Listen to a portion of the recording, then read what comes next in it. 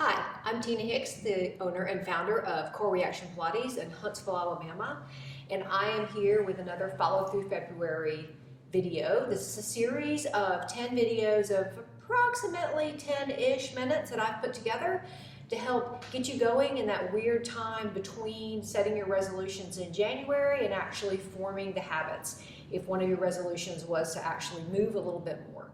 So in today's video, we're going to be talking about hands. And of course, you can't talk about hands without it going on up into the arms and the shoulders.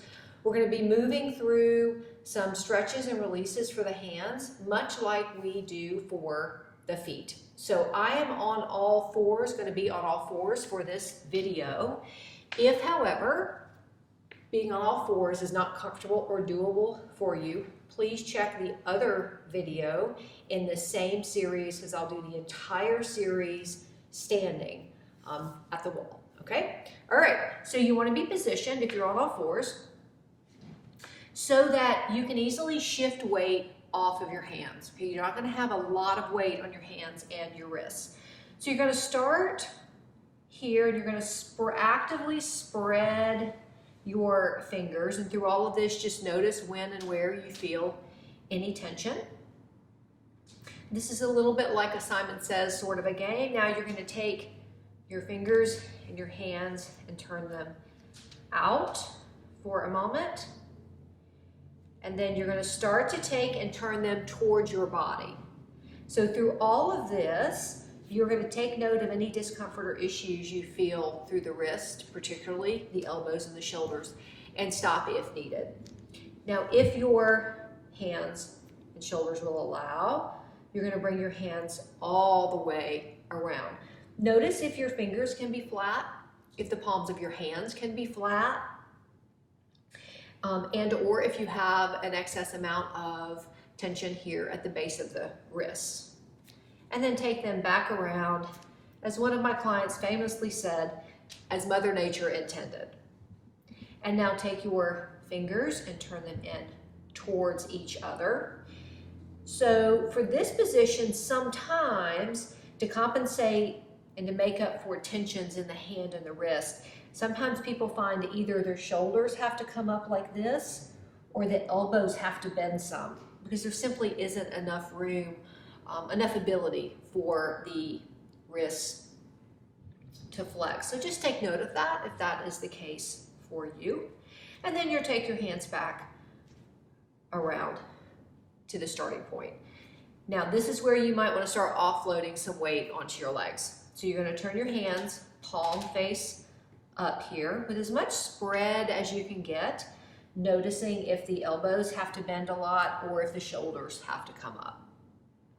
Now take your hands, turn them basically inside out so they don't even look like they belong to you, and have them pointed out here. You may feel a fair bit of tension and stretch through the forearm, and you may find that you have to compensate with the shoulders up just a little bit. You don't have to stay here as long as I've been here while I'm talking. Then you might give them a break and bring them back around to this, okay? So again, you'll come here. We spun them all the way around so they don't even look like they belong to us. And then take them so they are facing each other, right? And again, you may find that you need to relieve some of the tension by bending the elbows some. And then take and turn them back forward. And then turn them back over to the starting point. So let's do a little work for the knuckles and the palms of the hands here.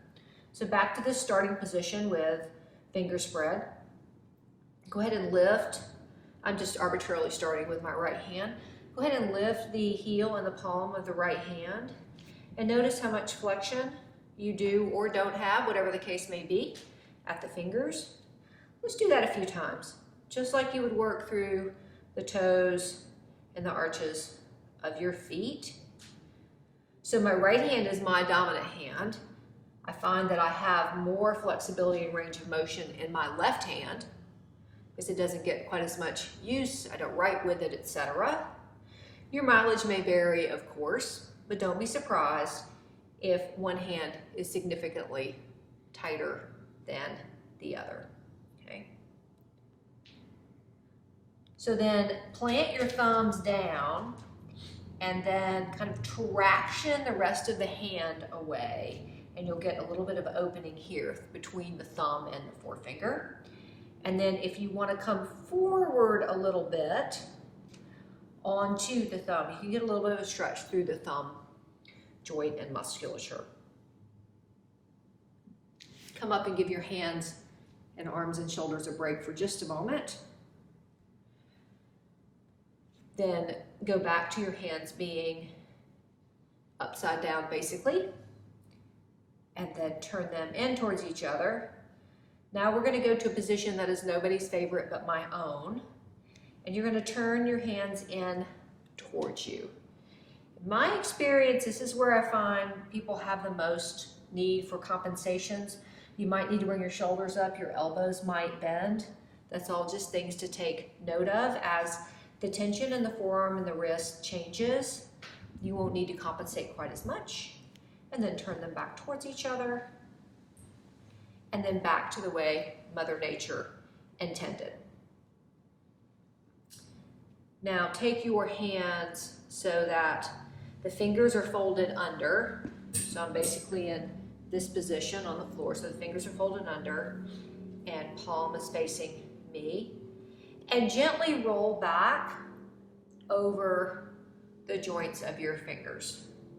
Please modulate the amount of weight that you have on your hands here, and then roll back through and then back. So a couple times, okay?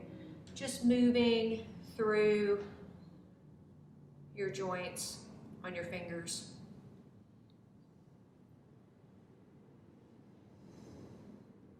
Noticing the differences from one hand to the other. And then you're going to turn them back over. And then we're going to finish with a little bit more work in the palm of each hand. So take your left hand, come up, and roll to the outside edge, this pinky, and then roll into the index or the first finger. So just roll across those a couple times. And in my experience, for those of you out there with arthritis in your hands, and of course everybody's experience with arthritis is different, but I hear from many people that even though this is mightily uncomfortable while they're doing it, that their hands feel much, much better afterwards. So now I've moved to the right hand, and I'm going to go basically across the base of the fingers from the index to the pinky, and then back maybe 2 or 3 times each hand.